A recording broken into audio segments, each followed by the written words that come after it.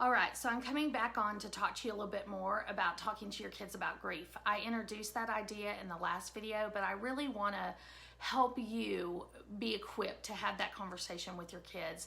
And I want to start out by saying it's okay to use the word that someone died, because that's what happened. And so I think it's very important to explain that to them. I also think that sometimes they need to know how that person died, and sometimes you can be a little vague about that information, and that is fine too. And sometimes it's really hard. Very often at the beginning of a traumatic loss, we don't know really how that person died. I know that in most of the cases I've worked with families, we're dealing with an autopsy and waiting on that information. In fact, I often tell the loved ones that they may want to have somebody else share some of the information in the autopsy before they try to read it themselves, because that has been very traumatic for some of my clients to read the autopsy report. So the first thing you want to do with your kids is just explain to them that somebody in your family has died and that you're very sad about that, and it's okay. Give them permission. It's okay for them to be sad about that as well. And you can talk about just the waves of grief and how we all feel different things. Sometimes we're going to feel sad. Sometimes we're going to feel angry about it. Sometimes we're not going to feel much about it, because we're all wired very differently. Some of us feel a lot more than others. Some of us can rationalize a lot of things better than others. And some of us, our immediate reaction is to feel. So I want to encourage you to talk about it and then normalize the feelings that you would experience about grief. And then the next thing that's really great to do with kids is to ask them if they have any questions, just to find out what they're thinking, what they're feeling, and then seeing what questions they may have. And I know that's scary because you never know what they're going to ask, but it can be super, super helpful for you to begin that process of just talking with them and making yourself available to them when they do have questions. And you can explain to them right now that they're probably in as much shock as you, but as y'all go through this process together, that it's okay to ask questions, because they're going to have questions. One of the questions my kids had very early is, do I have to go to the funeral? I didn't even have a good answer for that for the first time when we lost a loved one. I hadn't thought through their age and how I felt about whether or not they went to the service or not, if that was important, if that wasn't, what was best for them in their personality and in their, like I said, their level of maturity in dealing with the grief. So it's also okay to say, I haven't really thought about that, and I need to think and pray about that. And you and I need to talk more about what's best for you. And it's also okay if you're overwhelmed to say, but I'm really overwhelmed right now and I'm really sad right now, and we'll talk more about that later. You don't have to answer every question immediately just because it's asked. And then I think it's important after we do that to sometimes have some resources that can help us with grief. And I think if this is something that's going to come down your pipeline, which, to be honest with you, and this is where I'm always talking to parents about having uncomfortable conversations in advance. No family on this earth is going to escape addressing the topic of grief. And so sometimes I tell people, go ahead and educate yourself before you face it, or while you're not in the middle of it. And it's fine if you wait and you are, but it's super helpful. Unfortunately, as counselors' kids, my kids we've had so many discussions about grief. And of course, losing my husband's twin sister and her husband very tragically within a couple years of each other, our family just has lots of conversations about heaven and grief. And so I want to give you some resources for your kids too, to give you some more words to say, some activities to do with them. And I'm missing one of them, and I'm going to talk to you about it even though I don't have it.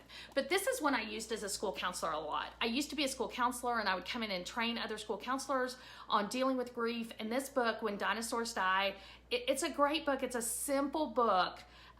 It's kind of fun. It's got lots of pictures in it. It's more of a picture book. And it's just a really good book that explains death very simply and is not as faith-based as some books would be that I'm going to share with you. Another book that I love very much is from the Children's Bible series, and it's called What Happens When We Die. And I love this book very much because it does talk about heaven and the hope of heaven in the book. There's another book that we use in schools a lot. This is an art therapy book. This one is called The Grief Bubble. And I used this book with my own son. He was young when my sister-in-law died, and it was super helpful for him. Another book that was super helpful is, and I'm going to try to put some links to some of these books in the comments down the road, but another book that was super helpful was a book on when someone you love dies, and it's got a lot of art therapy type activities too. Unfortunately, my counseling staff are always borrowing books, and that was one that was borrowed. There's another book called The Invisible String, and I love that book, even if it's not about death. If it's just like my husband travels and we read The Invisible String sometimes, it's just that idea that our hearts are tied together by love. And so it's just a great way to explain that. But it also can explain to a small child that there's an invisible string between them and the loved one in heaven that is there. And a lot of times, especially if that child, we're talking about their parent, they are an invisible string for other people of their parent, because they hold that genetic code in them, and they are just little lights of that person who is gone. And I know that in the case of this woman who died recently that I was talking about in the previous video, her daughters are such lights of her life and her ministry, and that legacy is going to just continue through generations because of it. This is one of my favorite books about heaven. It's called Just in Case You Ever Wonder. It's just a great book. This is a great book if you are not currently in the middle of grief even to read. This is a book about how God made you, how God loved you. It's by Max Lucado, but it does talk about heaven and what heaven's like in the end. So it's a great way to introduce that idea, and not kind of like, sometimes I always say it's nice to have a softened startup. That's a term we use from John Gottman in our office about just coming into a tough conversation very easily and very gently. And so that book is a gentle way to introduce that. And so I want to end by asking you, what questions do you have that you would like me to answer maybe in a future video about either grief itself and how to go through the process of grief and what to do when you get stuck, those types of things. It's just something that I have a national certification in trauma and loss in children in the school setting. I've been dealing with this in the counseling office for over 20 years. And as a school crisis counselor, just worked with so many little ones through this issue and their families. And so want to provide resources for you. Something else that I think is a really great idea to do with your kids is to pray with them. To pray with them and ask God to comfort them and to show himself and to continue to reveal the goodness of who he is to them.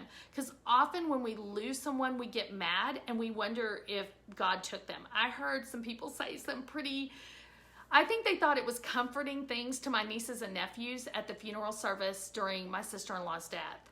That like God loved them so much that he just had to have them up in heaven. And I know one of them said to me, well, why didn't he love me enough to leave them down on earth? Those are real questions. And I want to encourage you not to shut down those real feelings and real conversations. That is not a lack of faith. That is the same honesty that David displayed in the Psalms. And so it is great to have questions. I do not have all the answers because grief, loss, and heaven is a mystery to me. A lot of times, one thing that I explain when I'm dealing with the struggles of earth in the counseling office is this: if things work the way God wanted them completely, then this would be heaven. And we're not in heaven, we're on earth. So we're dealing with a broken world. And that broken world causes us sorrow and pain. And we see it every day here at the counseling center. And it's hard. It's hard for us to walk beside people through it and see it. And then it's hard when we experience it in our own lives, as I have this week more than once. And so I just want to encourage you to hold on to hope in the midst of that. I do hold on to the hope of heaven. And this is something else I always tell people. The pain you feel right now is not going to be as bad in a couple years. And I know a lot of times a really grieving parent or partner in my office will look at me like I'm crazy, like, sure, counselor, like, I'm gonna feel this way forever. But I tell them I've been treating people for so long with this type of grief and loss that does sometimes get stuck in anger and depression that is pretty unmanageable. But I've never had a client not get through it. They all come out on the other end changed, absolutely. And definitely still impacted by the loss, but are able to live very productive, joy-filled lives. I'll never forget the first time one of my clients came in and said, I was actually happy today. And part of me felt guilty about it, and part of me felt relieved about it. And that is completely normal when you deal with grief. So I hope this helps you. I'd love to answer more of your questions about grief. You're welcome to private message me them. You're welcome to leave them down in the comments below. And I'm just going to end with a prayer. Lord, I just lift up those who have listened to this, and some who have had such devastating loss in their lives. And I just pray that you would comfort them beyond measure, Lord, as you're able to. And I pray that you would surround them with people who love them and bring them hope. And I pray for those who are kind of further along in the grief process, Lord. A lot of times their community really shrinks. And I pray that you would send encouraging words to them today and comfort to them, Lord, as only you can. And I pray in the midst of this, the lies that you don't care and that you're not good would not be sown into anyone's heart, but they would feel your love and know your goodness, even in the midst of incredible pain. And I just ask all these things in Jesus' name. Amen. Hope y'all have a great day. Thank you very much for watching.